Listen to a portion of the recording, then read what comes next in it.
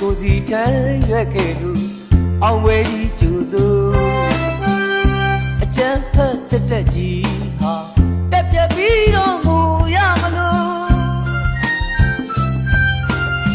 တိုင်းမူကြီးတွေဘုံချုပ်ကြီးတွေကိုကျိုးဒုက္ခဖန်သပြူမဟုတ်ရင်ငါတို့လည်းမလဲပါဘူးမဟုတ်ဆိုမှဖြစ်ဘူး9မိနစ်လို့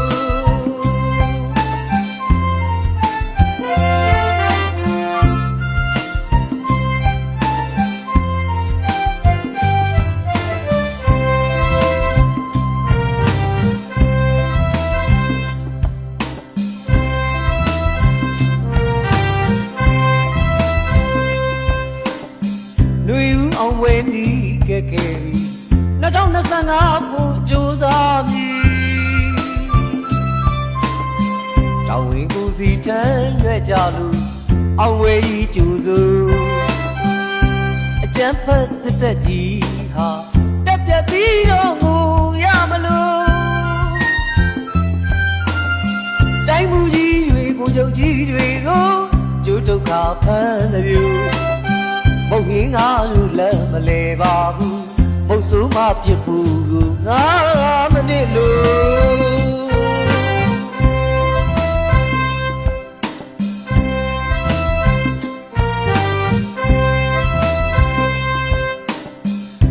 ချင်းကလေးနီးရခိုင်ပြည်များမှာစစ်ကွေးတွေယူကပုံအသွားပဲရှိခဲ့ဘူးဗျာအပြတ်မရှိပါဘူးဗျာတင်ကားကြီးတွေအေးအေးကအကုန်သိယူပြန်တိုက်တာတွေ့တော့မအားလာပူယူခဲ့ပြီပြိုကချင်နဲ့တွေ့တော့အလံဖြူထောင်းအလေးဝေကြတာလက်နဲ့တွေလေအလူကြီးပေးနေတယ်လို့တိုင်းမူကြီးတွေဘုံချုပ်ကြီးတွေကိုကျိုးဒုက္ခဖန်သပြူမဟုတ်ရင်ငါတို့လည်းမလဲပါဘူးမဟုတ်ဆိုမှဖြစ်ဘူး9မိနစ်လို့